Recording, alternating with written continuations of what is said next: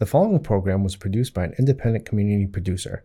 The opinions expressed do not necessarily reflect those of the ECAT staff or board of directors.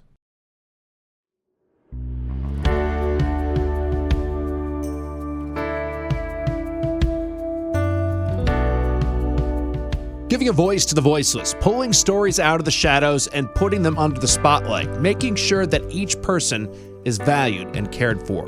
This is Humanity First with Peter Evers, presented by BAMSI. Hi, everybody, and welcome to another edition of Humanity First. My name is Peter Evers, and I'm your host. This week, we're going to talk about a topic that is topical on a regular basis. This is the conversation about the cell phone, about the supercomputer that is in the hands of our children. And recently, we've had many states and school systems making a decision that they are going to ban phones in school, and that kids are not allowed to bring phones into schools, or that they're being kept in boxes until the end of school. This is causing controversy all across the country. The state of Virginia has made a decision that the whole state is going to ban them. Is this an overreaction? In my opinion, it's probably a move in the right direction, because developmentally, I think we're really worried about how kids are learning. We're worried about how kids are vulnerable through cyberbullying. If bullying is happening at school, if the school system is a good one, it's contained and you can manage it. It's almost impossible to manage cyberbullying online. And there's so many incidents and evidence of children who become suicidal and some who take their lives because of cyberbullying. We're also worried about how the brain is developing, and there's so much that we have to learn about that, because we're just in the first and second generation of young people who have been subject to social media relative to bullying, things like that, but also relative to withdrawal and isolation through what I think is now known as doom scrolling. What kind of effect is that having on kids' ability to learn through play, and what is happening to kids' brains as they isolate and they just look at pictures one after the other? Is delayed gratification a thing of the past? Is the currency of knowledge going to be different in the past? There's all sorts of things we're going to talk about. And Kat Stewart, who's been on the show before, is going to come and talk about her impression of that. She works with a lot of kids. She's a clinician, and she's our director of operations in our children's services. So we'll be right back with Kat. Hi, I'm Jamie. I'm an essential worker here at BAMSI, and I'm a nurse. Nurses are essential here at BAMSI because as nurses, we really have the opportunity to make an impact. We have very small ratios, so we have the opportunity to really learn everything about the person served and be able to give the best care. It really serves such a great purpose for me as being a nurse, and really why I came into nursing. Learn more about nursing opportunities at bamsijobs.org. Giving a voice to the voiceless, pulling stories out of the shadows and putting them under the spotlight, making sure that each person is valued and cared for. This is Humanity First with Peter Evers, presented by BAMSI. Well, welcome back, everybody, to Humanity First. And as promised in the first segment, we have Kat Stewart, who is actually a veteran of this show. You've been on before, haven't you, Kat? That's right. Yep. Do you remember what we talked about last time? What did we talk about last time? I think DEI. That's right. Yeah. DEI issues. Yeah. You are a member of our DEI committee, which we just had, I think, a few minutes ago. Well, Kat, for people who don't know her, is our director of operations in our behavioral health children's services division. And so thank you so much for coming back on the show again. And as we mentioned at the top of the hour, this is something very topical. This is the issue of cell phones and kids. And this is the new thing that everybody's talking about at the moment. And recently, of course, Brockton High School made the decision that they would ban cell phones.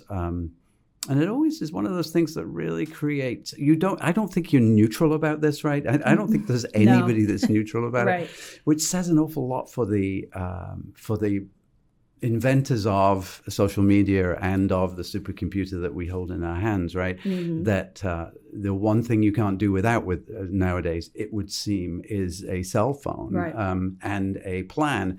And that's not cheap, right? I think you're paying something in the region of $1,000 for a phone nowadays. And probably $50 a month to have that service. And kids, depending on who you talk to, seem to be developing an unhealthy addiction to social media and this doom scrolling and that kind of thing. I'm not particular up with the language, but doom scrolling, I think is the language.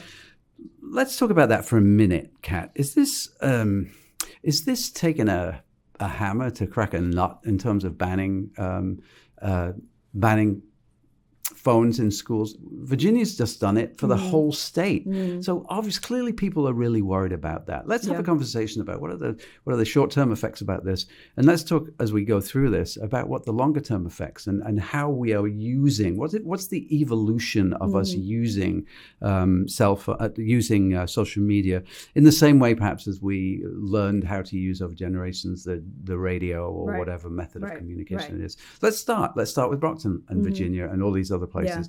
Are they right to be? Is this an overreach by schools? What do you think? I don't think so at all. I think it's sort of, could have done this years ago. From talking to colleagues that have seen kind of this difference of the cell phones now being locked away. Kids are talking to each other at lunch. They're engaging. They're having that peer-to-peer connection that they should have been having all along, rather than just looking at their phones during free time scrolling. The amount of online bullying is huge. That really has taken a toll on the young people that we work with. We see it all the time.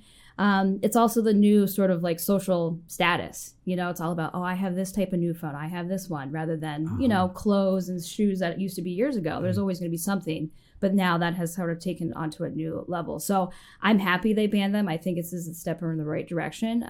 I hope more schools follow suit, because I do think we need to do something about it. It's early days, right? So you and I are from different generations, and we're both, I've raised children. I think I'm still raising them. Yeah. They're still in their 30s. One of them got married last week, but I'm still have a role, I think. And your kids are in the middle of being kids, right? Yep. I'm interested in this conversation, and we talked about this a little bit before, but I think my children were the last generation, they're 30 now, that really didn't have the supercomputer in their hand from a very early age. They probably got phones when they were 16 or 17, something like that, which was the norm back then. And they still are on their phones a lot, and we're on our phones a lot too, right? We utilize social media and our phones all the time. In fact, gone are the days when you could be at a restaurant and you say, "Who is that guy in that movie? You know him." And then they go, "What movie?" And you go, "Oh, I can't remember the name of the movie." And you spend the next 10 minutes not remembering anything. Information is actually not currency now, right? Information is just, that was Cary Grant or whatever that was. Right.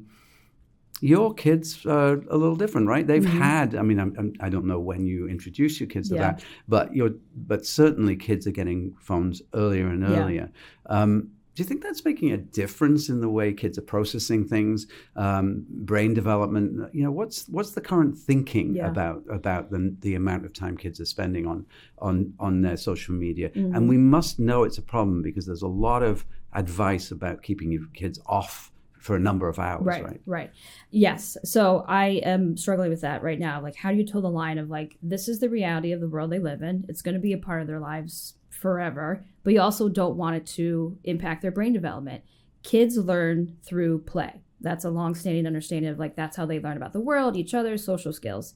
So if you give them a device that takes away that opportunity to have free play, what are they left with, right? And as an adult, social media is hard enough to process and understand and compare to people. And then if you put that in the hands of someone who has an undeveloped brain and has, working on figuring out their sense of self, it's going to do some damage, I think. And I think we're starting to understand and see what that damage potentially could be. I think obviously we want to remediate it and try to help it, but it is worrisome. And I think it's definitely something that even as a parent, you're always trying to figure out that balance, because you don't want to take it away from them completely, but you want them to learn some self advocacy skills and how do you sort of process everything that they're information coming in all the time. Yeah. I'm wondering about the schools, because they made this decision and they're going to get a lot of pushback from parents.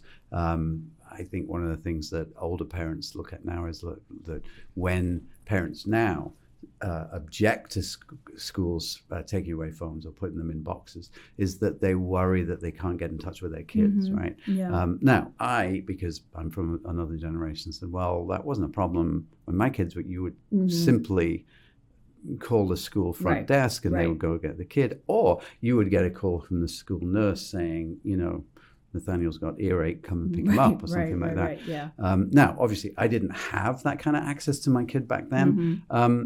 what would you say to a parent who's worrying about that kind of thing? And then part two of that is, the schools can ban phones, but what else do they need to do? You talked about free play. You talked about how do you create other opportunities to get back to some of the things that sort of developmentally, neurologically kids need to do. And I don't want to lose track of that.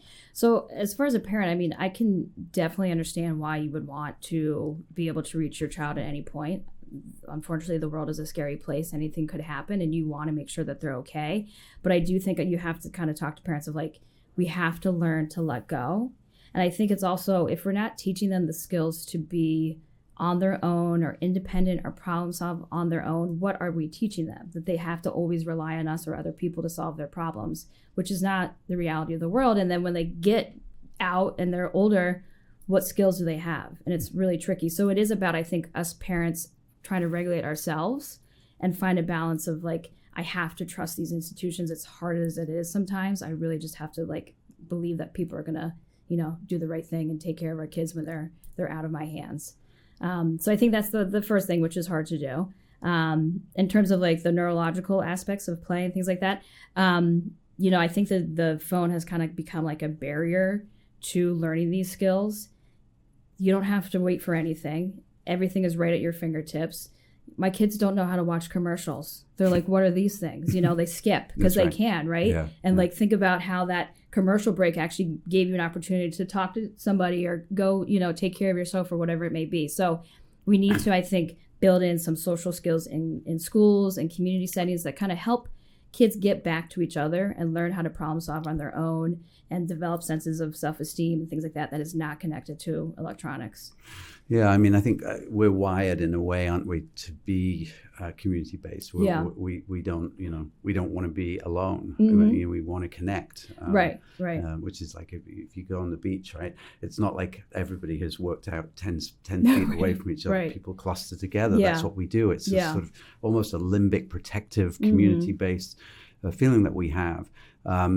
I think we have to be proactive, right, in making sure that there are opportunities. Instead of just saying you can't bring your phone in, right, you have to offer alternatives to get you back to, what kids did very naturally. Right. My favorite bit of school, because I wasn't particularly academic, was before school when you would play those silly games like kickball and things like that. And that was a natural place where you could, test out mediation and test out difference of opinions and referee and things like that. Schools probably need to pay us some attention to replacing the phone with those kind of things. Right. And so I heard something one time, and I kind of try to live by this in my own world, is like, we don't just give car keys to a kid when they turn 16 and say drive, right? They sit in the car. They watch how traffic flows. They ask questions. So I think there has to be, because again, technology is here, but it's about balancing. How do we not just give them a cell phone at 16 and say good luck? We say, hey, I'm on social media. Do you want to sit with me and look at what we look at? Or, hey, yeah, that person made a not nice comment. Let's talk about that. So I think that has to be part of this too, is like, you have to have a dialogue with your kids about what is appropriate, what is not, and what does this all really mean? Because you do want to connect. And there's a lot of value to being able to connect with people that aren't in your immediate circle. But you also need to kind of teach them a healthy way to do that. Yeah, and it's like that whole thing that my sister has kids that are a little younger. He's just turned 18, actually. And they have this thing where they can track where Theo is any given time. In some ways, it's a little bit like Dumbo's feather, if you're asking me, because what you might be lacking doing is, as you said before, is teaching and letting kids learn, what the dangers are out there in the community, and then allowing yourself to trust those kids to make mistakes. And we all know about the dignity of risk, right? As they take risks, which are manageable, they learn much more than if they're cosseted and followed, et cetera, et cetera. So I do think there's a parenting piece in there that might be lost by technology's ability to tell you at any given time where people are. And by the way, kids soon figure out that they can track you. I know. Yes. Yeah. They're not silly around that kind of stuff. Right. So as we look to the future, as we think about let's take the invention of the telephone, because let's go in the Wayback Machine. I always wonder what it was like when Bell invented that, and he was number one. Right. His number was one, and somebody else was two. Right. Hello, is that one? Yeah, This is two. That of course was an amazing transition in the way we communicate, and the radio was as well. And there was similar things. Whenever there's a new technology, I remember when in London, I don't remember this by the way because it was 200 years ago. Yeah. I'm not that old, but in London when horses and carts were used, there was a fear that people would be killed by crossing the road. There was a fear that we'd be all buried by horse manure and all of those things. Right. We are, as human beings, are flexible and adaptive, which actually puts us in a position where we're much better at surviving than many other species. And we've adapted to the radio. We've adapted to using telephone. What's the evolution of our use of this new technology? Because there are some good things about it, right? Yeah. I mean, there's a lot that can be positive from this, but I do think there has to be some guardrails on it. And I think the ability for people to connect with each other, I could connect with somebody, in France right now, and like we could connect and become friends or whatever it may be. And I feel that support. I think that is invaluable, and I think that needs to stay. But I do think there needs to be some modifications, especially on social media, of like understanding this is not real life. This is sort of all curated photos. Yeah. It's not safe. You need to know who you're talking to, things like that. So I do think, the government or somebody needs to have some constrictions around things. Yeah, and as we look at this clinically, because that's who you are, does this change the way that we manage kids' depression, for instance? Because, there's much more isolation when kids are picked on. Cyberbullying is a really, really insidious thing. Bullying in schools has happened all the time, but at least it's within a given framework. There's no geofencing to cyber security. How are we thinking about this clinically and treating kids and I guess increasing their resilience to what's going on? I mean, I think part of it is, again, helping them sort of learn what's a positive relationship online and what's not a positive relationship online. And I think, community online support groups can be really beneficial, right? And we want to have kids feel like they can connect and they can feel like there's other people out there that are like me or going through similar things. So those things are important, and we want to kind of push them towards that. But with the bullying, I mean, I think it's really about building up their network so they can say, hey, to an adult, this is what's happening to me. What do I do about this? And I think it's about really building community. It takes a village, it really does, to help the kids if they're struggling. Who do I outreach to get the support that I need to kind of break away from that negative relationship? Yeah, and I would mention that if people are worried about their own sense of mental health or their kids, there is help out there, certainly from BAMSI, but the National Suicide Prevention Line is, I think, now 988. Yep. And I would encourage people to use that. I think that really is a description of how this is a national issue now, that we have that kind of support. So it's too simple to sort of be binary about this, positive, negative. Yeah. But there are many things that we are going to have to adjust to in this new world. And I think talking about them, informing your kids about them, and maybe restricting cell phone use and social media use. I mean, literally in the supermarket the other day, and there was a 4-year-old child in a carriage on an iPad. Now, I may be old-fashioned, but that was like, I know. Oh. And here's, yes, as a parent, that's tough to see, but I also try to be like, well, we don't know what's happening. Right? But it is hard. I mean, it is like, it's always a balance. It is always a balance you got to figure out. Yeah. Yeah. And you got to give kids a chance to develop that sort of natural way in terms of finding their own groups and experimenting through play. We learn through play. Exactly. We still do as adults, I think. Yeah. Well, Kat, there's probably a million things that we could be talking about, but as usual, the time went incredibly quickly. I think we should check in on this. It would be great to have another conversation in a few months and see how these cell phone bans are affecting. Is it creating more assaultive behavior in schools? I think we should be looking at that. But is it creating the opportunity for kids to develop in sort of an old-fashioned way that we know is a way that brain development is healthy? Right. Kat, thank you so much for coming on. Thanks. And we'll see you again soon. Okay. Thank you. Thanks, everybody.